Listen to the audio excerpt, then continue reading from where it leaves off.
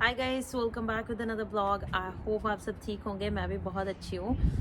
मैंने सोचा कि इतनी ठंड ठंड में मैं बाहर वीडियो बनाती थी, अब तो बल्कि बहुत ही अच्छा मौसम हो चुका है। तो और आज तो बड़ा मज़ा आ रहा है। बाहर हल्की जैकेट पहनी है बट मौसम बहुत अच्छा हो रखा है।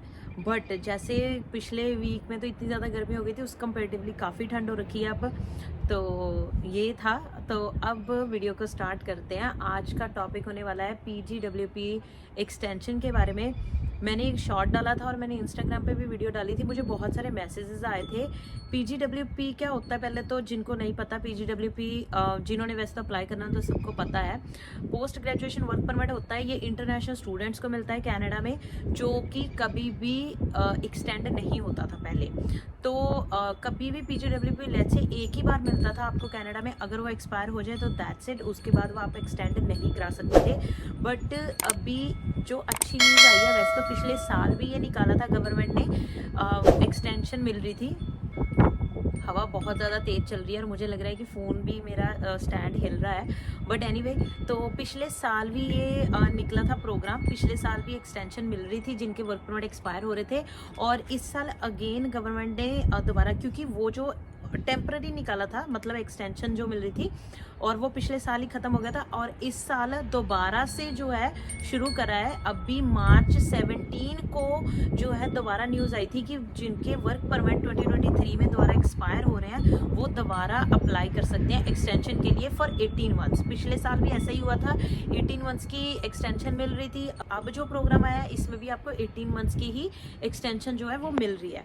तो without wasting any more time, इस वीडियो में हम कंप्लीटली बात करेंगे कि कैसे आप अप्लाई कर सकते हो, कौन कौन अप्लाई कर सकता है, कौन नहीं कर सकता। तो चलिए जी, without wasting any more time video को फटाफट से स्टार्ट करते हैं, क्योंकि बारिश होना हल्की हल्की शुरू हो चुकी है। मुझे लगा था स्नो पड़ेगी, बट ये सॉरी, मुझे लगा था बारिश होगी, बट ये स्नो पड़नी शुरू होगी। आपको मुझे पता नहीं कि दिख रही होगी कि नहीं दिख रही, बट लुक एट दिस। आता है यार यहाँ पे मौसम का कुछ। तो ओके, बट एनीवे, इतनी ज़्यादा ठंडी लग रही तो हम बाहर ही वीडियो बनाएंगे, तो आप मौसम का भी एंजॉय कर सकते हो साथ साथ में। ओके, तो सबसे पहले कि ये मार्च 17 को लॉन्च हुआ था कि जिन स्टूडेंट्स का 2023 में वर्क परमिट एक्सपायर हो रहा है, वो एक्सटेंशन के लिए अप्लाई कर सकते हैं फॉर अप टू 18 मंथ्स। ठीक है।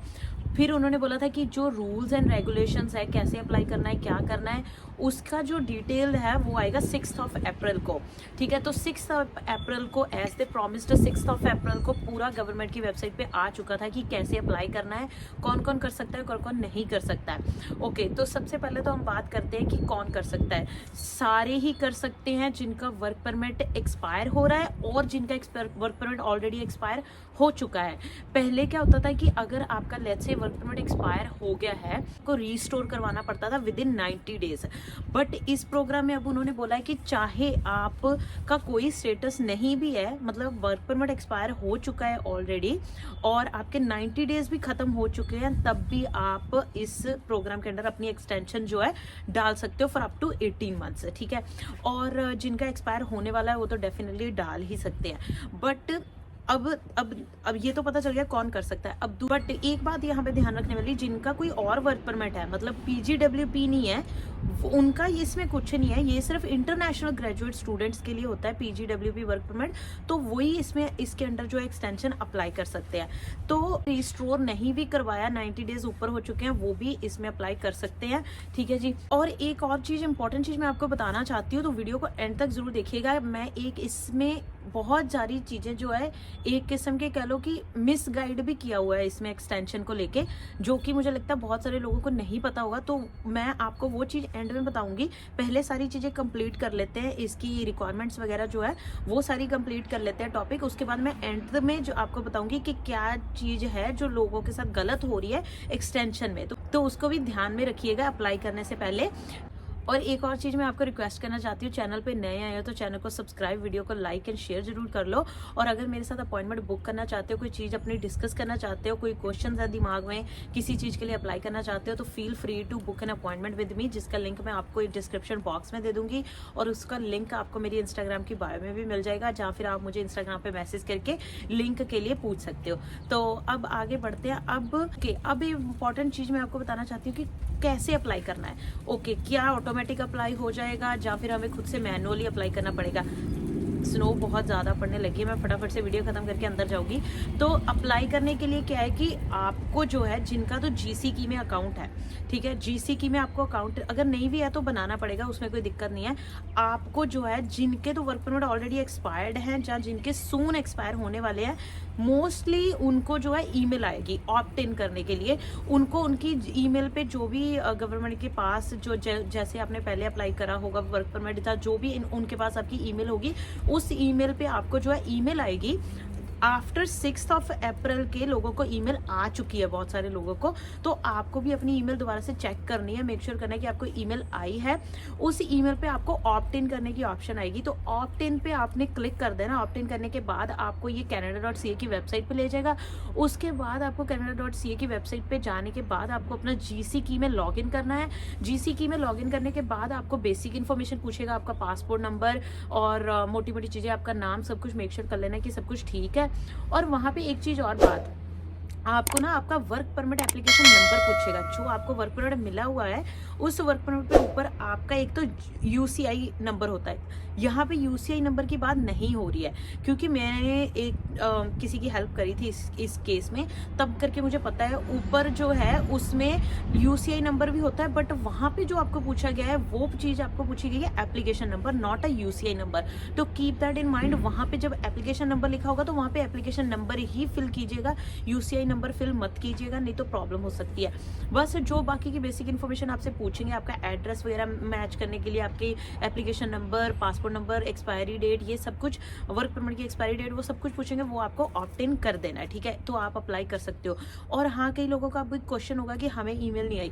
जिनको ईमेल नहीं आई है वो मैनुअली अपना जीसी की लॉगिन करके देख सकते हैं। उनके जीसी की लॉगिन के मतलब अंडर, जब वो आप लॉगिन करोगे उसके अंडर नीचे जो है ऑप्शन होगी PGWP extension for up to 18 months. अगर आपको वो ऑप्शन आ रही है तो उसके अंडर आप क्लिक करके आप अप्लाई कर सकते हो।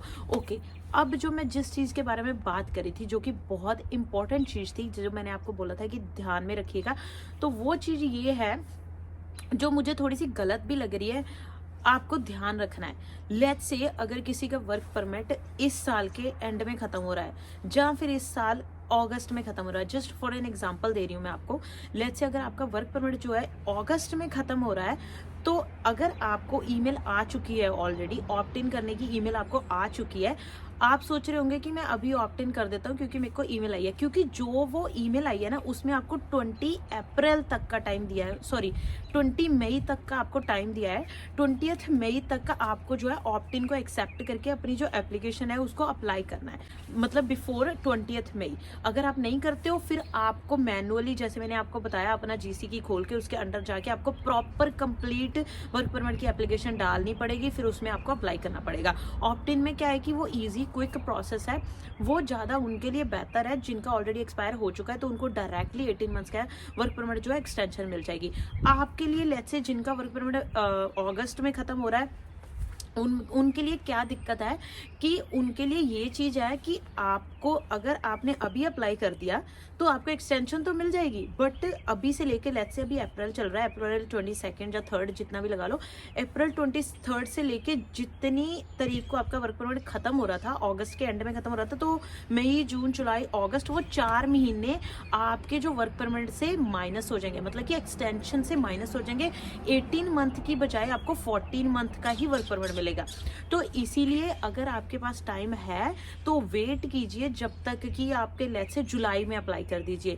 जुलाई में अप्लाई कर दीजिए तो आपको इतना फर्क नहीं पड़ेगा, कम से कम आपको 17 मंथ्स का मिल जाएगा, ठीक है।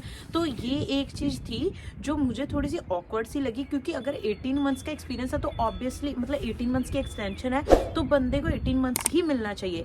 बट एनीवे, ये भी उनका भी ठीक है, क्योंकि अगर आपका अभी पड़ा हुआ है वर्क परमिट तो why do you need extension, right. जब एक्सपायर होने वाला है तभी अप्लाई करना। अभी ये इस साल के एंड तक आप कभी भी अप्लाई कर सकते हो।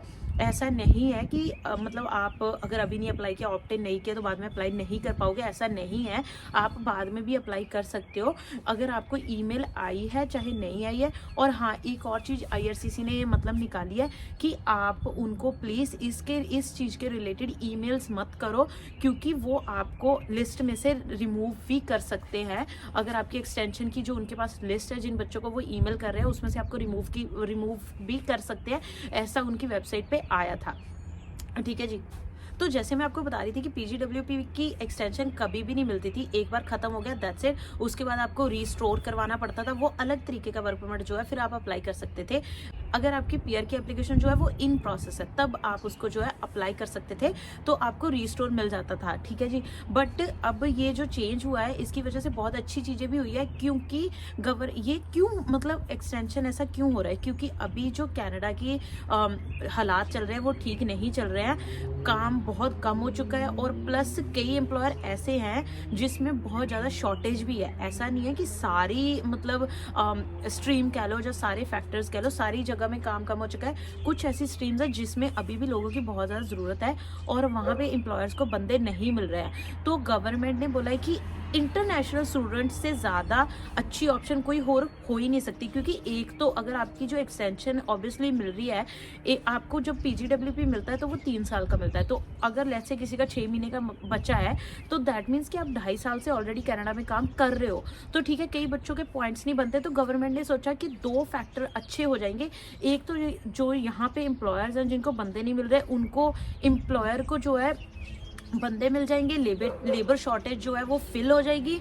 और दूसरा जो है, जो ऑलरेडी बच्चे यहाँ पे 2.5 साल से या 2 साल से काम कर रहे हैं बट उनके PR के पॉइंट्स नहीं बन रहे हैं, ये उनके लिए एक गोल्डन चांस है कि उनको और मौका मिल रहा है एक्सपीरियंस गेन करने का, ताकि उनके पॉइंट्स जो है और बढ़ सके, ताकि वो PR के लिए एलिजिबल हो सके। तो ये मतलब 2-3 रीज़न थे, क्योंकि जो इंटरनेशनल स्टूडेंट्स हैं they plays a important role in Canada's economy, क्योंकि पहले तो वो इतनी ज़्यादा फीस पे करते हैं, इतने ज़्यादा टैक्सेस पे करते हैं गवर्नमेंट को, तो गवर्नमेंट की इकोनॉमी को बहुत ज़्यादा बूस्ट मिलता है। और उसके बाद वही बच्चे लेबर शॉर्टेज को भी फिल करते हैं, फिर लेबर शॉर्टेज को फिल करते हुए फिर वो इतना काम करते हैं कि मतलब उन्होंने अपनी PR लेनी होती है। ठीक है जी, बाकी भी करते हैं बट इंटरनेशनल, ये आप खुद भी पढ़ सकते हो वेबसाइट पे जाके, ये लिटरली मैंशनड है कि international students plays a vital role in growing Canada's economy. तो उसकी वजह से ये उनको एक गोल्डन अपॉर्चुनिटी दी गई है, ताकि वो और काम करके अपना जो है और एक्सपीरियंस गेन कर सके, ताकि उनको मौका मिल जाए अपनी PR लेने का जिनके पॉइंट्स नहीं बन रहे थे, क्योंकि जितना ज़्यादा कैनेडियन एक्सपीरियंस हो जाएगा उतने ज़्यादा आपके पॉइंट्स और बढ़ जाएंगे। तो ये बहुत ही अच्छी बात। तो दैट्स ऑल फॉर टुडे, बस यही मैंने आज बताना था, क्योंकि मुझे बहुत सारे मैसेज आ रहे थे। और एक और चीज़ मुझे किसी ने पूछी थी कि क्या हम ओंटारियो से मूव कर सकते हैं। डेफिनेटली मूव कर सकते हो, क्योंकि अगर आपका ओपन वर्क परमिट है तो आप कनाडा में कहीं पे भी काम कर सकते हो। एक्सटेंशन ओंटारियो में मतलब रह के ले रहे हो, इसका मतलब ये नहीं है कि आप किसी और प्रोविंस में जाके काम नहीं कर सकते, आप डेफिनेटली काम कर सकते हो।